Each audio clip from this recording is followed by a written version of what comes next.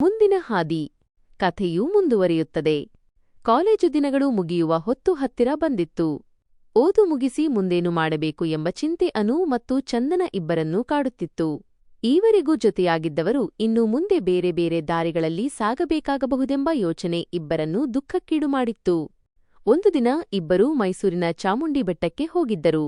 ಸೂರ್ಯಾಸ್ತದ ಸಮಯದಲ್ಲಿ ಬೆಟ್ಟದ ತುದಿಯಲ್ಲಿ ನಿಂತು ನಗರದ ಸೌಂದರ್ಯವನ್ನು ನೋಡುತ್ತಿದ್ದಾಗ ಅನು ಮೌನ ಮುರಿದು ಕೇಳಿದಳು. ಚಂದನ, ಕಾಲೇಜು ಮುಗಿದ ಮೇಲೆ ನಮ್ಮಿಬ್ಬರ ದಾರಿ ಬೇರೆ ಬೇರೆಯಾಗುತ್ತದೆಯೇ? ನೀನು ಬೆಂಗಳೂರಿಗೆ ಹೋಗುತ್ತೀಯಾ? ನಾನು ಇಲ್ಲೇ ಕೆಲಸ ಹುಡುಕಬೇಕಾಗುತ್ತೆ.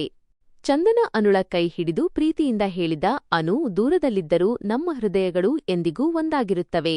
ನಮ್ಮ ದಾರಿಗಳು ಬೇರೆ ಬೇರೆ ಆಗಿರಬಹುದು, ಆದರೆ ನಮ್ಮ ಪ್ರೀತಿಯ ದಾರಿ ಒಂದೇ ಆಗಿರುತ್ತೆ. ನಾನು ನಿನ್ನನ್ನು ಎಂದಿಗೂ ಬಿಟ್ಟು ಹೋಗುವುದಿಲ್ಲ.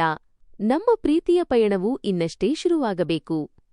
ಚಂದನನ ಮಾತು ಕೇಳಿ ಅನುಳ ಕಣ್ಣುಗಳಲ್ಲಿ ನಗುವಿನ ಜೊತೆಗೆ ಭರವಸೆಯ ಕಿಡಿ ಹೊಳೆಯಿತು. ಅವರು ಮುಂದಿನ ಜೀವನದ ಸವಾಲುಗಳನ್ನು ಒಟ್ಟಾಗಿ ಎದುರಿಸಲು ಸಿದ್ಧರಾಗಿದ್ದರು. ಮೈಸೂರಿನ ದೀಪಗಳು ಮಿಂಚುತ್ತಿದ್ದಂತೆ ಅವರ ಪ್ರೀತಿಯು ಹೊಸದೊಂದು ಬೆಳಕಿನಲ್ಲಿ ಮಿನುಗತೊಡಗಿತು. ಈಗ ಚಂದನ ಮತ್ತು ಅನು ಜೀವನದಲ್ಲಿ ಯಾವ ತಿರುವುಗಳು ಬರಬಹುದು ಎಂದು ನಿಮಗೆ ಅನ್ನಿಸುತ್ತದೆ? ಅವರ ಮುಂದಿನ ಪ್ರೀತಿಯ ಪಯಣ ಹೇಗಿರಬಹುದು ಎಂದು ನಿಮ್ಮ ಅನಿಸಿಕೆಗಳನ್ನು ತಿಳಿಸಿ.